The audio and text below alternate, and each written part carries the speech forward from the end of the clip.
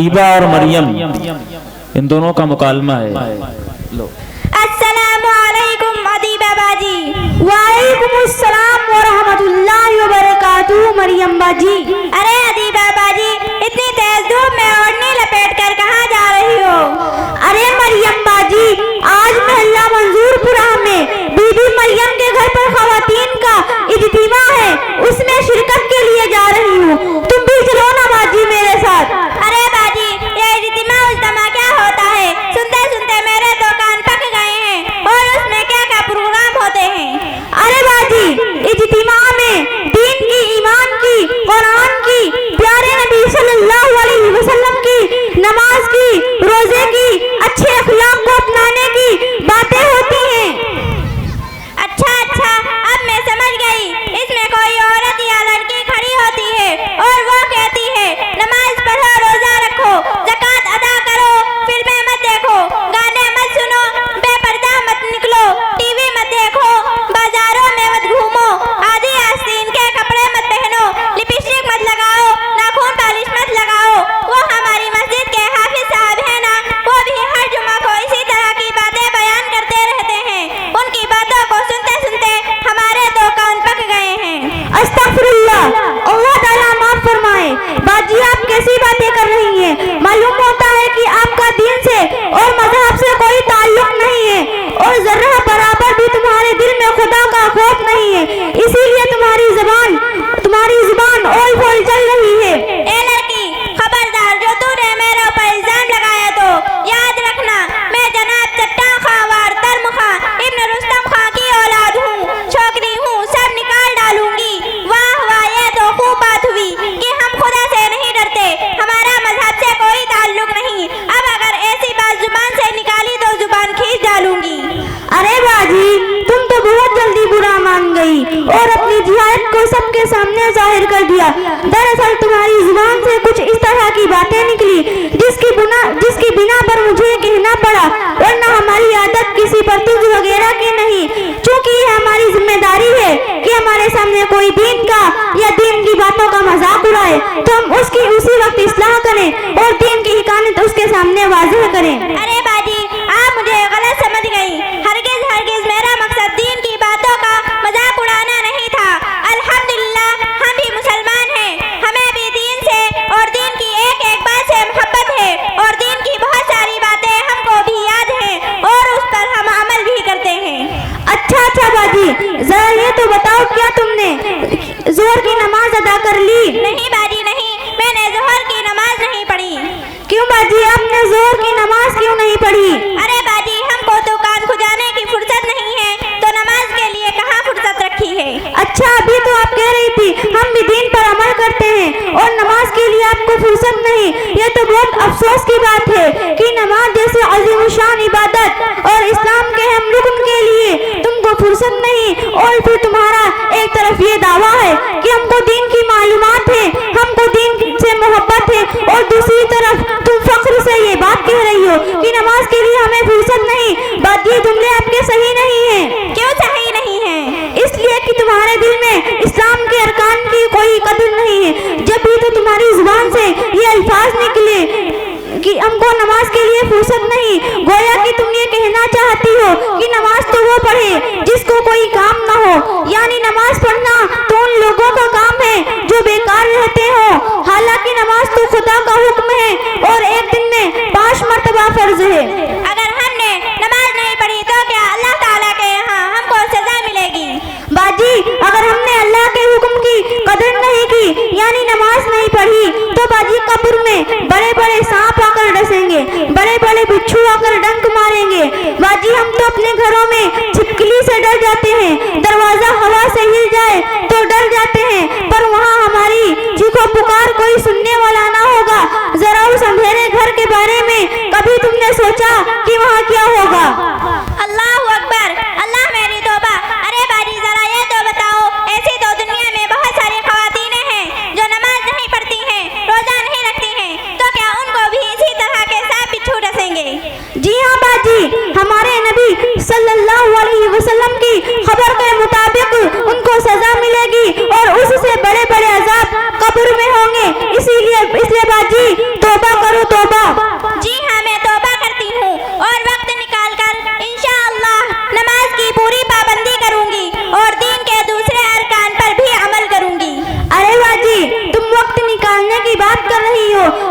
में 2-4 घंटे थोड़ी लगती हैं।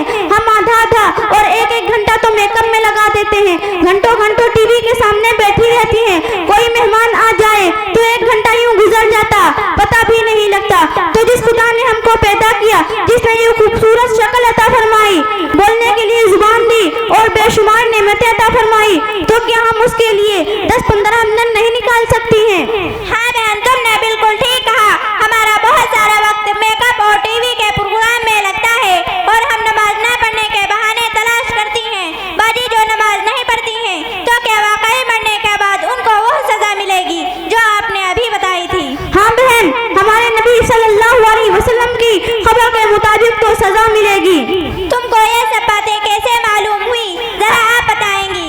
अरे बाजी, ये बातें अल्लाह ताला ने अपने कुरान में बयान फरमाई हैं और हमारे नबी सल्लल्लाहु अलैहि वसल्लम ने अहादीस के जरिए आगाह फरमाया है। याद रखो बहन, अगर हमारी नमाज दुरुस्त निकली तो हर मंजिल आसान होगी, वरना फिर गाड़ी खतरे में पड़ जाएगी। आई आपकी समझ में? बाजी, मैं अपनी पहली बातों पर बहुत शर्मिंदा हूँ। अब मैं कभी नमाज नहीं छोड़ूंगी और न कभी दीन की बातों का मजाक उड़ाऊंगी। लेकिन ये तो बताओ, ये सब मालूमात तुमको कहाँ से मिली? अरे बाजी, पहले तो हम मदरसा जामिया फातिमा अल इस्लामिया पेटेपुर में पढ़ती थी। वहाँ हमको ये सब बातें सिखाई जाती थी और अब हम इज्तिमाआत में जाते हैं, वहाँ हमको ये सब बातें सीखने का मौका मिलता है। अच्छा बाजी, मैं भी अब तुम्हारे साथ इज्तिमाआत में जाया करूँगी। दीन की एक एक बात सीखूंगी, हुजूर पाक सल्लल्लाहु अलैहि वसल्लम की सुन्नतें सीखूंगी। दुआ करो अल्लाह ताला मुझे अमल की तौफीक अता फरमाए। आमीन सुम्मा आमीन। अल्लाह ताला तुमको अमल की तौफीक दे। लेकिन मेरी माँ और बहनों, एक बात याद रखो, जो ख़वातीन नमाज की, रोजे की, कुरान पाक की तिलावत की और दीन की बातों की पाबंदी करती हैं, अल्लाह ताला उनको उनकी जिंदगी में सुकून नसीब फरमाता है। और जो ख़वातीन इन चीज़ों की पाबंदी नहीं करती, वो दुनिया में परेशान रहती हैं और मरने के बाद भी परेशान रहेंगी। अच्छा बाजी, अब चलते हैं, लेकिन याद रखना, अब अगले महीने की 10 तारीख को शाहीन बाजी के घर पर इज्तिमा है, उसमें जरूर शामिल होना। जी हाँ बाजी, मैं आपसे वादा करती हूँ, अब हर इज्तिमा में शरीक रहूंगी। बाजी, मैंने आपका बहुत वक्त लिया, माफ करना, लेकिन बहुत फायदा हुआ, वरना मैं तो ऐसी भटकती रहती। बहुत अच्छा हुआ आपसे मुलाकात हो गई। अच्छा, अब चलते हैं। अस्सलामु अलैकुम व रहमतुल्लाहि व बरकातुहू। वालेकुम अस्सलाम व रहमतुल्लाहि व बरकातुहू। मोहम्मद तौफीक और मोहम्मद ताबिश। अस्सलामु अलैकुम व रहमतुल्लाहि व बरकातुहू। वालेकुम अस्सलाम व रहमतुल्लाहि व बरकातुहू। कहिए भाई ताबिश साहब, कुछ परेशान से दिख रहे हो? हाँ मौलाना साहब, मैं रात से बहुत परेशान हूँ और मेरी परेशानी की वजह एक भयानक ख्वाब है। ताबिश भाई, ख्वाब की वजह से आप इस कदर परेशान हैं, आखिर आपने ऐसा कौन सा ख्वाब देख लिया? मौलवी साहब, वह ख्वाब ही ऐसा है, जब से वह ख्वाब देखा है मेरे तो होश उड़ गए हैं। इसी सिलसिले में आपके पास मशवरा के लिए आ रहा था। अच्छा हुआ आप मुझे यही मिल गए। अजी मियाँ, वहाँ आने की क्या जरूरत थी, फोन कर देते, उसी से काम चल जाता। अच्छा तो फिर बताइए, आपने ख्वाब में क्या देखा है? मौलवी साहब, मेरा ख्वाब जरा गौर से सुनना। हाँ हाँ, हम आपका ख्वाब गौर से सुनेंगे। तकरीबन 1:30 बजे रात को मैं फिल्म देखकर सोने के लिए बिस्तर पर लेटा ही था कि फौरन नींद लग गई और फिर मैं क्या देखता हूँ कि फरिश्ते मेरे जिस्म से रूह निकाल कर ले जा रहे हैं और मेरी लाश पलंग पर पड़ी है। घर वाले खूब रो रहे हैं, सबसे ज्यादा मेरी बीवी रो रही है। फिर मुझे गुस्ल दिया गया और कब्र में ले जाकर दफन कर दिया गया।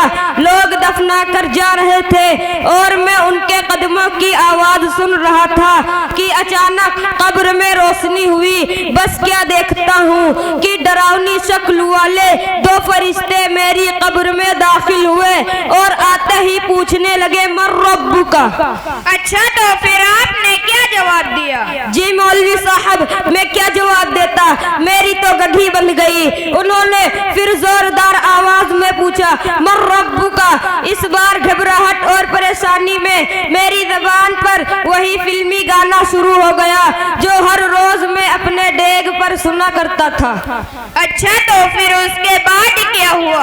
अजी मौलवी साहब, बस मत पूछिए। उन फरिश्तों में से एक ने अपने हाथ में गुर्ज उठाकर इतनी जोर से मेरे सर पर मारा कि मैं कई गज जमीन के अंदर धंस गया और फिर मेरी कब्र चारों तरफ से भर गई। और इसी पर बस नहीं हुआ, बल्कि कब्र को इतना तंग कर दिया गया कि इधर की पसली उधर वाली में घुसती चली जा रही थी। मेरा पूरा जिस्म आग से झुलस रहा था और मैं चिल्ला रहा था, बचाओ बचाओ, आग आग।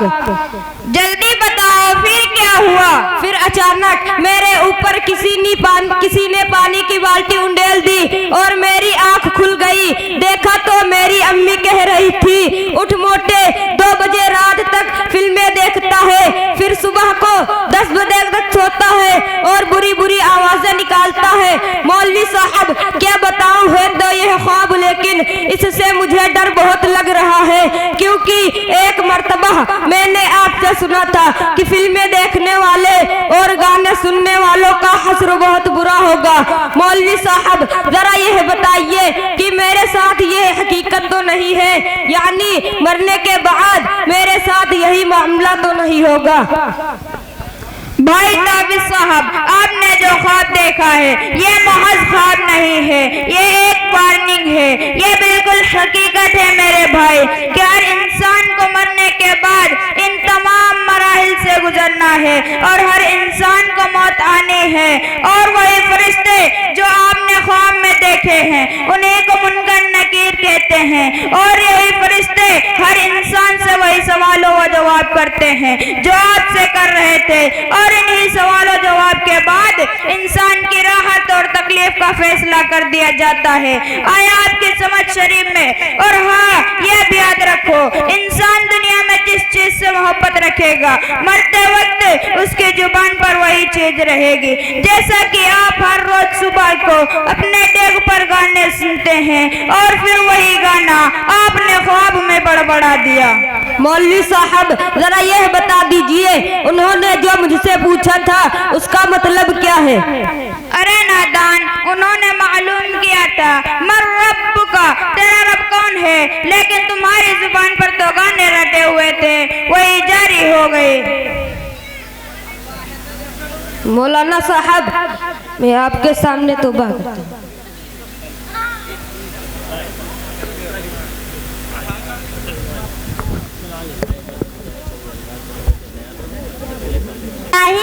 अस्सलामु अलैकुम रहमतुल्लाहि व बरकातुहू। अल्फिया बहन, व अलैकुम अस्सलाम व रहमतुल्लाहि व बरकातुहू। साहिन बहन, मैंने एक जगह ये बात सुनी थी कि हमारे नबी सल्लल्लाहु अलैहि वसल्लम ने फरमाया कि औरतें जहन्नम में ज्यादा जाएंगी। जरा बताओ तो साहिन बहन, औरतें जहन्नम में ज्यादा क्यों जाएंगी, कुछ कसूर की बिना पर जाएंगी? अल्फिया बहन, जहन्नम में जाने की वजह भी आप सल्लल्लाहु अलैहि वसल्लम ने ही बताई है। साहिन बहन, वो वजह क्या है, जरा हमको भी बता दीजिए।